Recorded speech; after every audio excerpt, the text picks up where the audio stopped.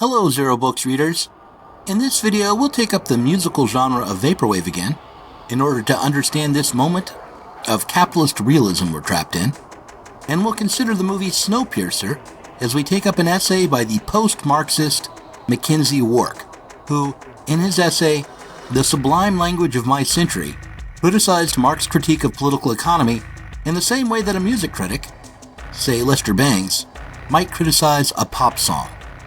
Theater is the same old music, the same old gunk dressed up in new clothes, with I saw Jethro Tull where they had one member of the band got in a bunny rabbit suit and hopped across the stage.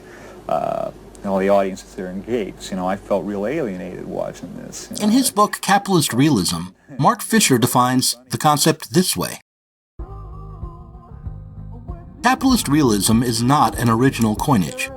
It was used as far back as the 1960s by a group of German pop artists and by Michael Schudson in his 1984 book, Advertising, The Uneasy Persuasion, both of whom were making parodic references to socialist realism. What is new about my use of the term is the more expansive, even exorbitant, meaning that I ascribe to it. Capitalist realism, as I understand it, cannot be confined to art or to the quasi-propagandistic way in which advertising functions.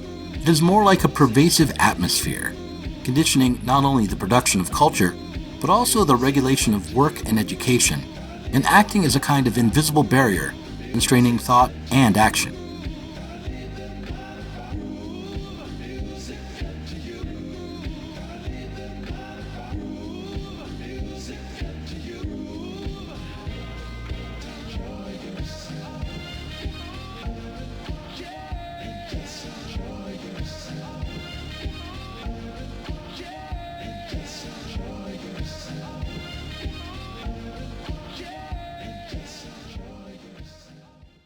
In many ways, Fisher echoes the French radical Guy Debord. Capitalist realism explains why the world hasn't changed. It explains the way capitalist culture paralyzes us as we're atomized, as we're separated both from each other and from our own creative powers. And Debord's notion of the spectacle explained this same process back in 1967. Debord wrote, "The spectacle, grasped in its totality, is both the result and the project of the existing mode of production. It is not a supplement to the real world, an additional decoration. It is the heart of the unrealism of the real society. In all its specific forms, as information or propaganda, as advertisement or direct entertainment consumption, the spectacle is the present model of socially dominant life. It is the omnipresent affirmation of the choice already made in production, and its corollary, consumption. The spectacle's form and content are identically the total justification of the existing system's conditions and goals. The spectacle is also the permanent presence of this justification, since it occupies the main part of the time lived outside of modern production."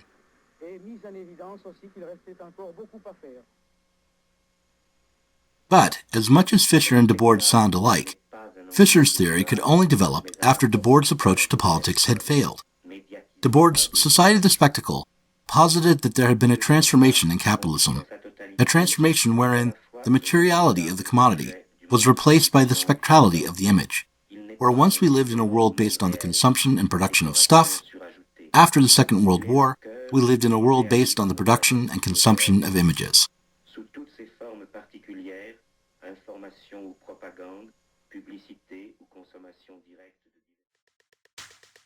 In a world turned upside down, what once was directly lived moved away into a representation. What this meant was that, rather than seizing and changing the mode of material production, the new task for revolutionaries was to seize and alter the meaning and affect of images. In the 1958 premiere issue of the International Situationist Journal, a list of radical definitions was published that included a definition for the word détournement. Here's that definition. Détournement, short for détournement of pre-existing aesthetic elements. The integration of present or past artistic productions into a superior construction of a milieu. In this sense, there can be no situationist painting or music, but only a situationist use of these means. In a more elementary sense, détournement, within the old cultural spheres, as a method of propaganda, a method which reveals the wearing out and loss of importance of those spheres.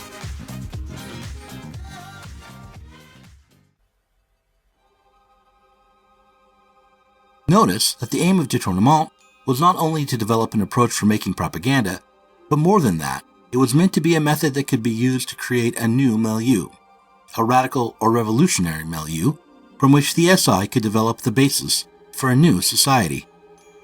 What happened, predictably enough, was that the tactic of Détournement was both put to use by mainstream consumer culture, but also transformed so that rather than producing a radical shock, the technique creates comforting nostalgia. In his book, Babbling Corpse, Grafton Tanner explores the multiple ways the tactic of détournement has been changed into a marketing tool, and how the deturned image, rather than releasing new and subversive meanings, today only obscures how we've reached a dead end. This brings us to McKenzie Wark, who in his 2016 essay, The Sublime Language of My Century, suggested that capitalism itself had run out of world to commodify. He wrote that today, the process of commodification can only cannibalize its own means of existence, both natural and social. It's like that silent film where the train runs out of firewood, so the carriages themselves have to be hacked to pieces and fed to the fire to keep it moving, until nothing but the bare bogies are left.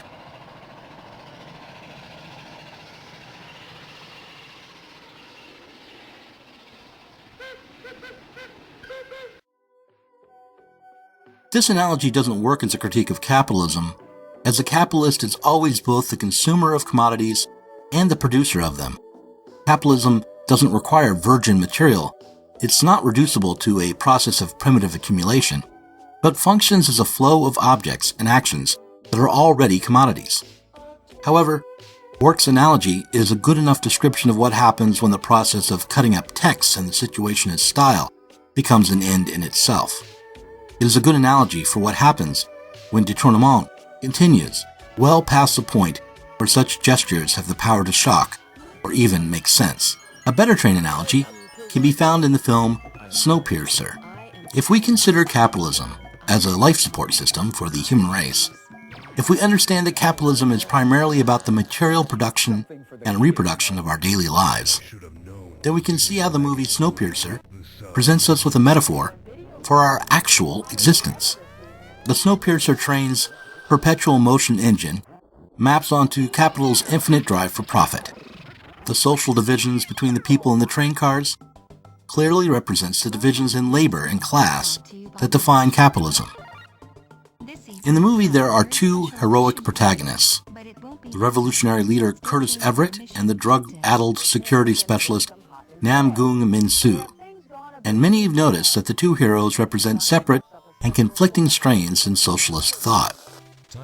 Curtis stands in for the Marxists with his plan to seize power and change existing society, while Nam Goong Min Soo is a prototypical anarchist who realizes that the existing society cannot be redeemed and who wishes for nothing more than the destruction of what is and an escape route into the natural world. Once you eliminate the need for material production, once you believe that all we need to change is our own minds, the anarchist perspective becomes the more compelling option. But in his critique of the Situationist International, the radical thinker Gilles Dauvé takes issue with this assumption. He wrote that capitalism does not mystify the workers. The activity of revolutionaries does not demystify. It is the expression of a real social movement. The revolution creates a different activity whose establishment is a condition of what classical revolutionary theory called political tasks.